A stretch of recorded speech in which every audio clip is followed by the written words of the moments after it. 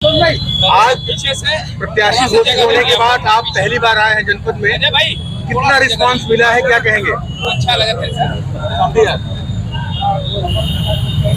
जी, प्रत्याशी बनकर पहली बार आए हैं, ये बात आधी सच है आपकी और आधी ठीक नहीं है, क्योंकि मैंने कभी चंदौली और बनारस को अलग नहीं समझा। कुछ राजनीतिक कारणों से कुछ लोगों ने अलग कर दिया, लेकिन बिना चंदौली के बनारस का काम नहीं चलता और बिना बनारस के चंदौली का काम नहीं चलता। इसलिए चंदौली बनारस को अलग करना संभव नहीं है। किस तरह का रिस्पांस मिला है आज?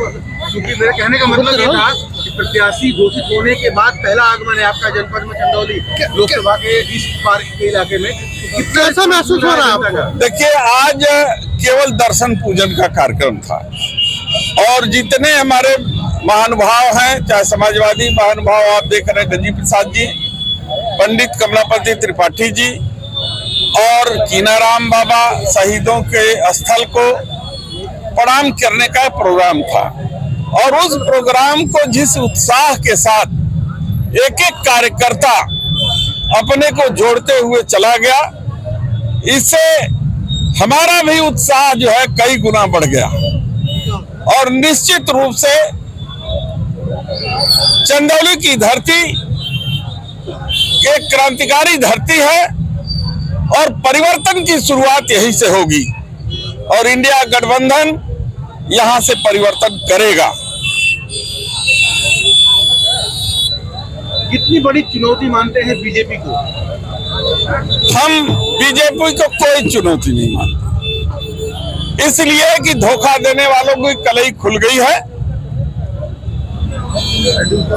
ऐसे लोग जो 10 साल तक लोगों को केवल वादे ही करते रहे, आज आप देख रहे होंगे न कोई बढ़िया चिकित्सा की व्यवस्था है, न ग्रामीण क्षेत्र में कोई शिक्षा की व्यवस्था है, न ग्रामीण सड़कों की स्थिति ठीक है, न कोई इस तरीके का विकास कार्य हुआ है जिसको कहा जा सके। इन्हीं मुद्दों को लेके जाएंगे जनता के बीच?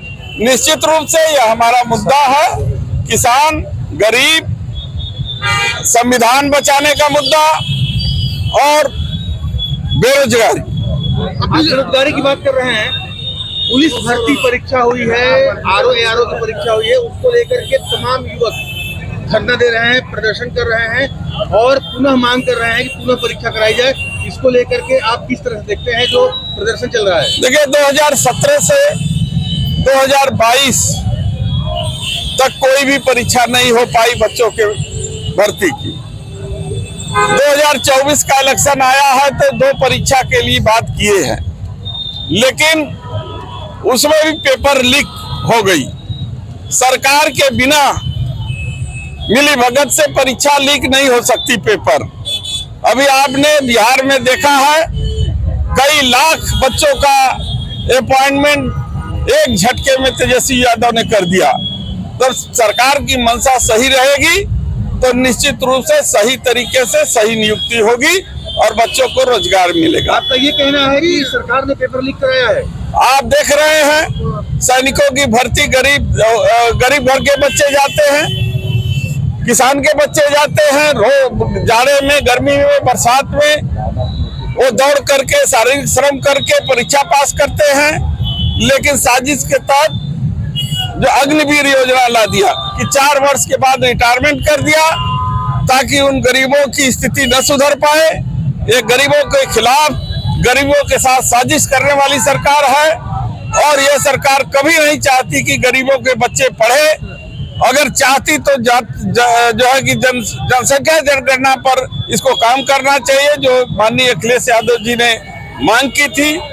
और जब इनको मालूम है कि जब गरीब को उसकी संख्या की जानकारी हो जाएगी और शक्ति की जानकारी हो जाएगी तो इस देश के संसाधनों में वो अपना हिस्सा मांगेगा, जो ये सरकार नहीं देना चाहती।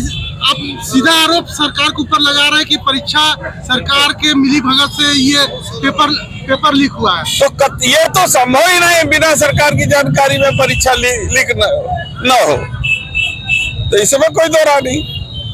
क्यों नहीं जांच कराती है?